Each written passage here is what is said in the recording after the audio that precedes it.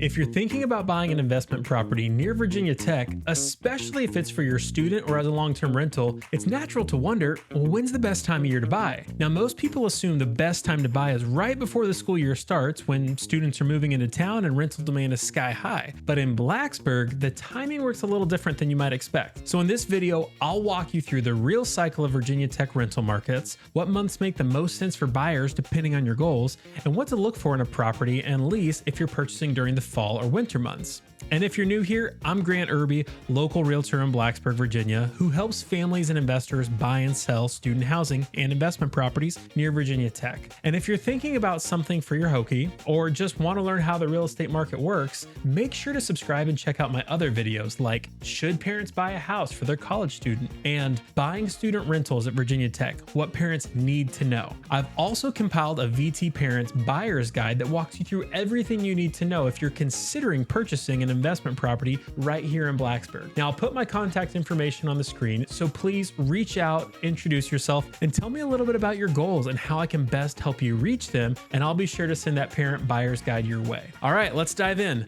First, the obvious timing, summer purchases for those August move-ins. Now, when most people first start thinking about buying an investment property in a college town, their minds automatically go to summer. They picture students moving in around August, so they think, well, okay, I'll start looking for something in May, then I'll close on it in June, fix it up in July, and I'll have my student and their friends move in right before classes start. Now, on the surface, that logic makes total sense. And after all, that's when rental activity peaks in a lot of college markets, and it's when parents start panicking to find housing for their students. But here's the reality in Blacksburg. By June or July, that ship has already sailed. Most of the student rentals near Virginia Tech are completely locked in by that point. Leases have already been signed months in advance, deposits have been paid, and students already know where they're living for the upcoming school year. And if you wait until summer to buy, you're either going to end up purchasing something that's already rented through the next July, or something that isn't rented at all and may be hard to find tenants for until the next leasing cycle. Either way, that July to fix, August to move in timeline usually doesn't line up with how the rental market actually works here. Now, that doesn't mean summer is a bad time to buy. It just means you'll want to go into it knowing that your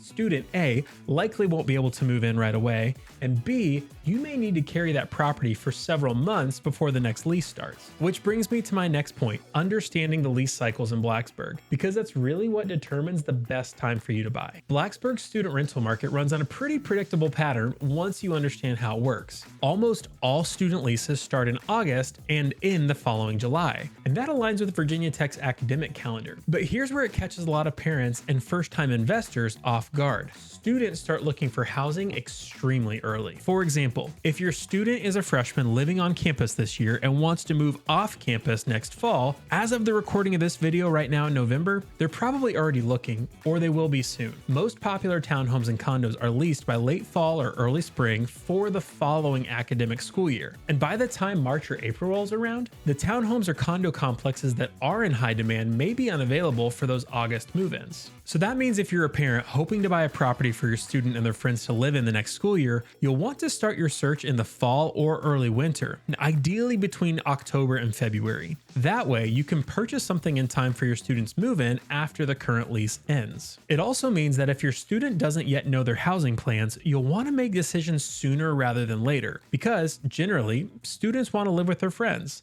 And if their friends sign a lease elsewhere in January or February, then they're committed and you don't have any other tenants to rent to in addition to your student. So I always tell parents, even if you're not ready to buy today, it's smart to start exploring your options before the spring semester. You'll get a much clearer sense of pricing, lease timelines, and which neighborhoods or complexes are the best fit for your goal. Now that we understand the rhythm of the lease cycle, here's the part that most people don't expect. The best time to buy an investment property near Virginia Tech is often the fall, specifically September through November. And here's why. By the fall, rental markets have settled for the current school year. Inventory tends to open up because those sellers who held onto their properties through the last leasing cycle are now ready to list their home for sale. So you'll often find townhomes and condos that already have leases in place, and that is the key. Because if you buy a property in, say, October that's already leased through the following July, you're immediately generating rental income without having to scramble for tenants. And you can close on that property, then take over the existing lease and start collecting rent right away. So for parents who are buying buying with the intention of eventually having their student move in, this also buys some time. You can let that current lease run its course while you get familiar with the property.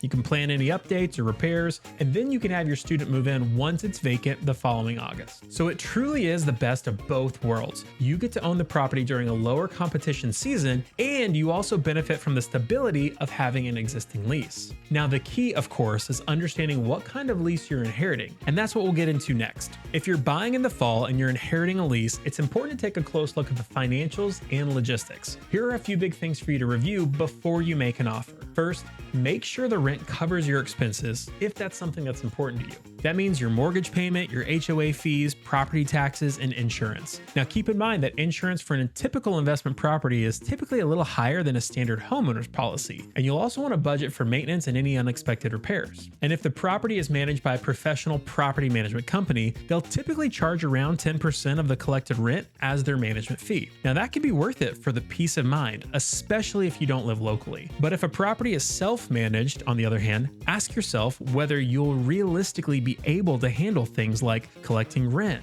scheduling maintenance, and dealing with on-site emergencies, especially from several hours away. And another thing to consider is cash flow versus convenience. Now, in some cases, especially with today's interest rates, you might not fully break even month to month. You could lose a few $100s each month after expenses. But for many parents, that's the trade-off that's worth it, because even though they may not be cash flow positive, a few $100 per month is almost guaranteed to be less than the amount that you'd be paying to lease a rental. And it also guarantees housing for your student in the near future, and it's an investment in an appreciating asset rather than paying rent to someone else. You'll also want to look at the timing of the lease. So for example, does it allow a window of time between when those existing tenants leave for you to refresh the property and make some updates before your student moves in? Even a couple of weeks between leases can make a big difference. And finally, if your long-term plan is to have your student and their friends live there, make sure the rental rate you could charge them in the future would still cover your expenses,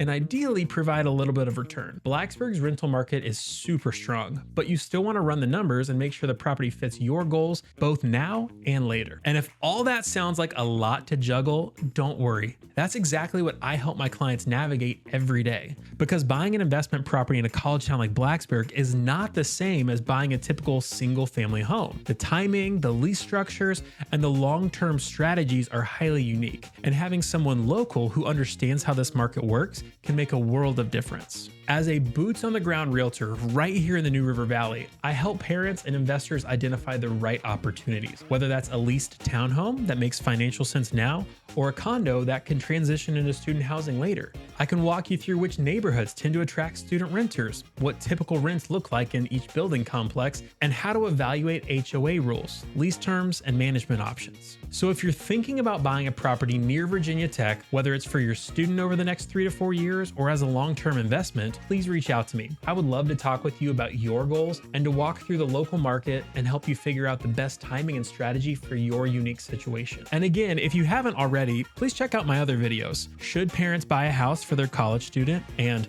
buying student rentals at Virginia Tech, what parents need to know. Now, both of these dive deeper into the financial and lifestyle side of this decision. And stay tuned in early 2026 when I make an updated video with updated 2026 financial numbers for purchase prices, rental rates, expenses, and cash flow. And if that sounds like something you'd like to explore, I would love to help. Please reach out anytime, whether you're a parent, an investor, or both. My contact information is on the screen, and I would love to learn more about you and your situation and how I can help you win with real estate here in the New River Valley. Thanks so much for watching, and we'll see you in the next video.